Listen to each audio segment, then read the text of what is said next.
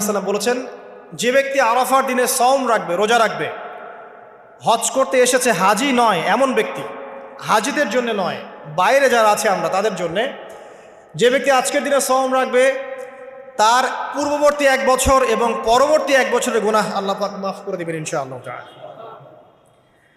আর এই দিনটাকে নিয়ে, রোজা নিয়ে অনেক কনফিউশন আমাদের মধ্যে চলে আসছে এখন, আজকে রাখবো না কালকে রাখবো ইত্যাদি। হাদিসের মধ্যে ইয়াউমুল আরাফা শব্দ এসেছে, আরাফার দিনে সওমের কথা এসেছে, ইয়াউমুত তাসি বা নবম দিনের কথা আসে নাই। এটা নিয়ে যদিও বা ওলামায়ে কেরামের মধ্যে ইখতিলাফ লক্ষ্য করা যাচ্ছে, সবচেয়ে বেস্ট ডিসিশন হচ্ছে আজকেও রাখি কালকেও রাখি, সিম্পল সলিউশন। আজকেও রাখেন, আগামীকালকেও রাখেন, ইনশাআল্লাহ আপনি পুরোটার নেকি পেয়ে যাবেন ইনশাআল্লাহ তাআলা। তবে আমার মত আজকের দিনে রোজা রাখাটাই আরাফার সওম, এটা আমার ব্যক্তিগত মত। যদি এর সাথে কেউ দ্বিমত পোষণ করেন, আমি তার সাথে যুদ্ধ করতে যাব না, ঠিক আছে। এরপরে আসি, এই দিন